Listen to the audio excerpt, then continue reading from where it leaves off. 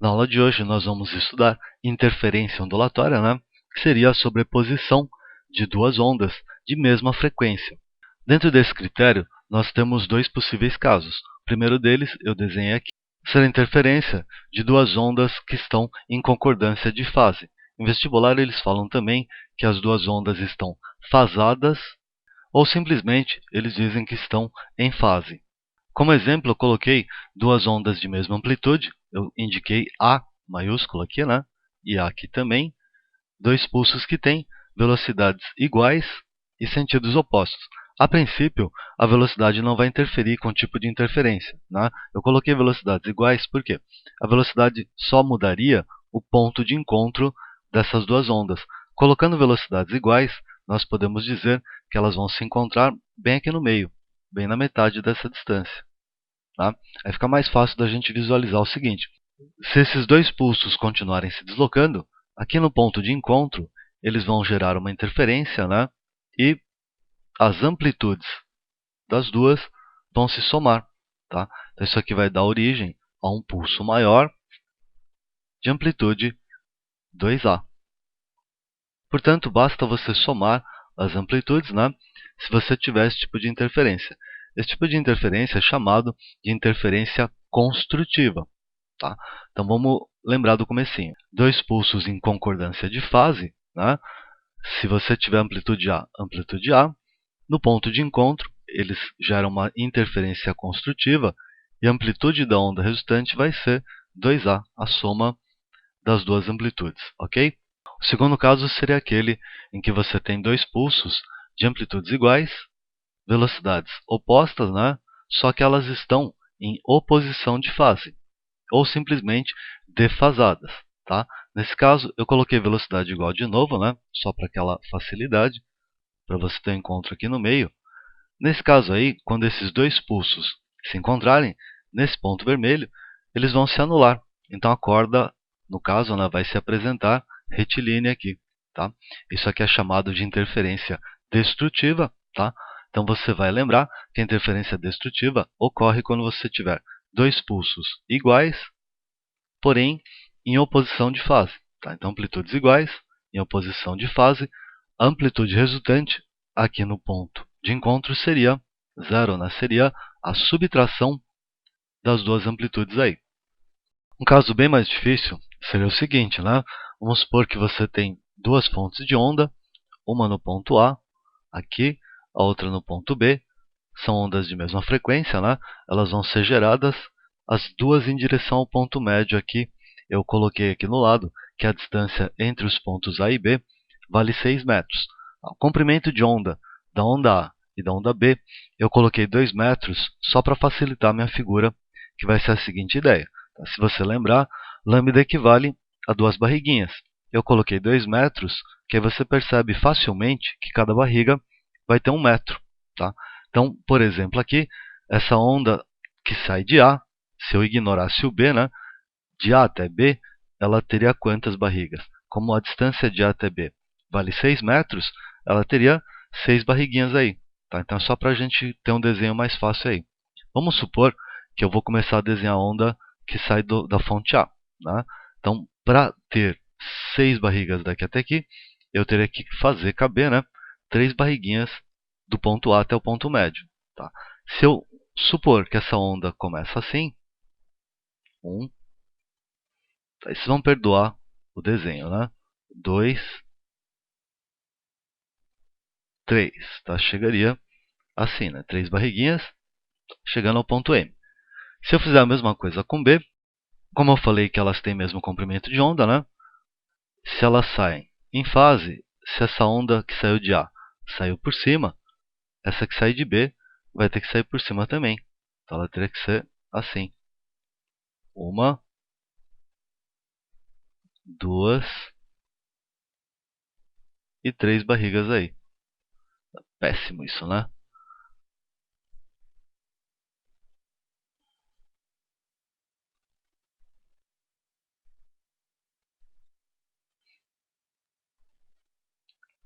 2 e 3 barrigas aí. Tá bom? O que importa, na verdade, é como elas chegam aqui no ponto médio, tá? Você percebe que a onda verde e a onda azul, né, elas estão chegando com fase positiva, tá? Elas estão chegando em concordância de fase. Então, nesse ponto M, você vai ter uma interferência construtiva. Tá? Por que eu falei para vocês que isso aqui é o caso mais difícil? É claro que aqui eu coloquei númerozinhos bonitinhos, né, distâncias compatíveis. Tá? Como assim? No vestibular, você poderia ter a distância entre a fonte A e a fonte B de 10.000 metros, por exemplo, e o comprimento de onda de 5 centímetros, por exemplo. Né? E aí, isso aí tornaria impossível você desenhar as barriguinhas. Né? Você não vai desenhar 120.000 barriguinhas no intervalo de tempo da questão do vestibular. Tá?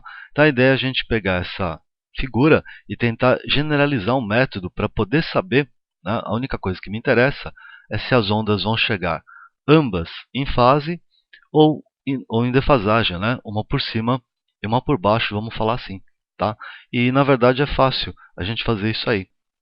Fácil se você entender a seguinte mudança de situação. Eu desloquei o ponto de encontro, vamos chamar de P, né? Agora, para uma distância de 5 metros, eu desloquei esse ponto P para 2 metros da fonte B, fonte de onda B, né? E a 3 metros da fonte de onda A.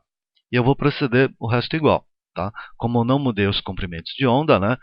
Se você desenhasse a onda que sai de A, se ela saísse por cima, vamos falar assim, né?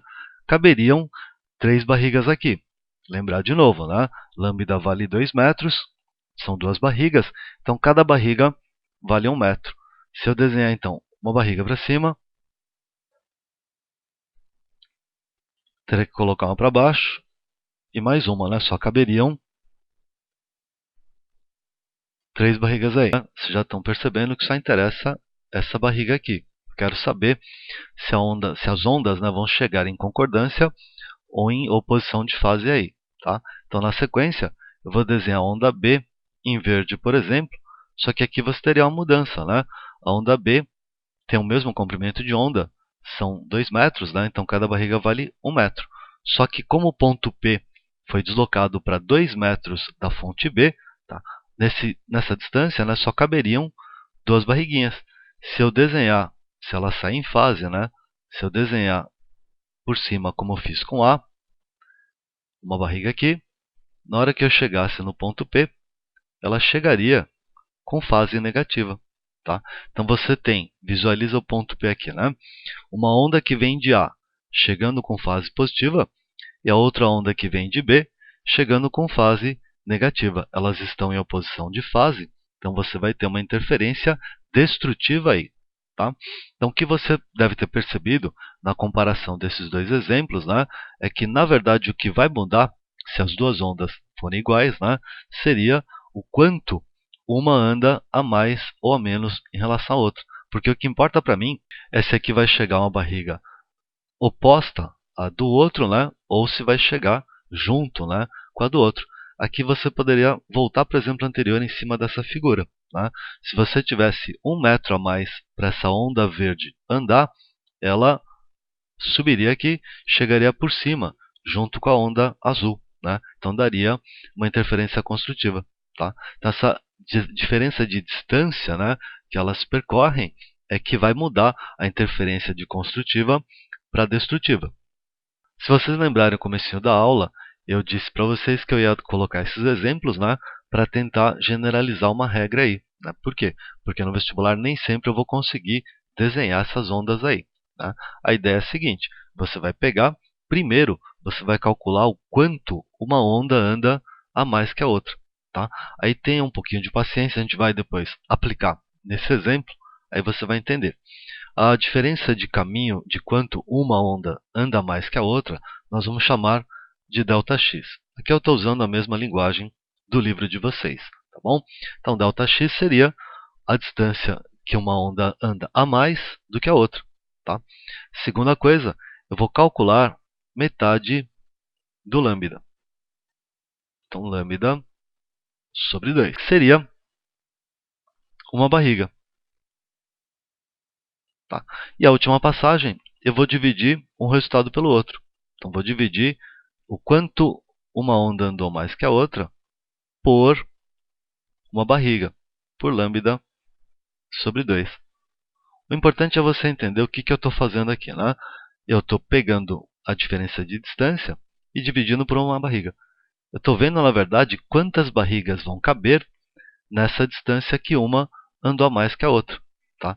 Isso aqui, então, pode dar para a gente um resultado, né, que pode ser ímpar ou pode ser par. Tá? Então, vamos chamar de N. Tá? E aqui eu tenho a resposta, né, que eu queria.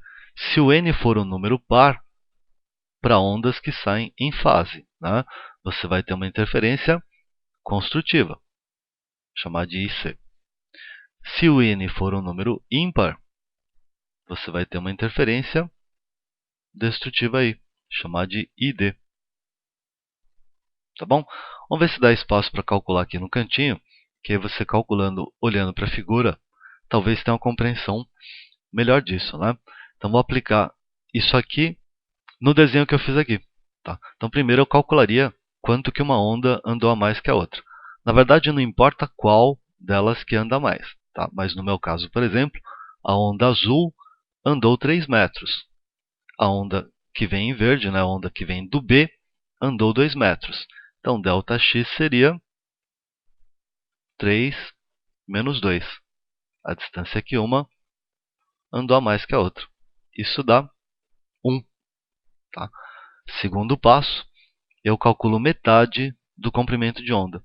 Tá? Como o comprimento de onda aqui no meu exemplo é 2 para as duas ondas, né? Se eu fizer 2 sobre 2, metade do lambda, né, vai dar 1, que é uma barriga. Tá? Agora eu vou dividir um pelo outro. Se eu dividir 1 por 1, o resultado vai ser. E tenta entender, o que importa não é exatamente o resultado. O que importa é se esse número é par ou se ele é ímpar. Como deu o número 1, tá, o que vai acontecer aqui é que você vai ter uma interferência destrutiva, que é o número ímpar, né, no resultado do n. Tá ok?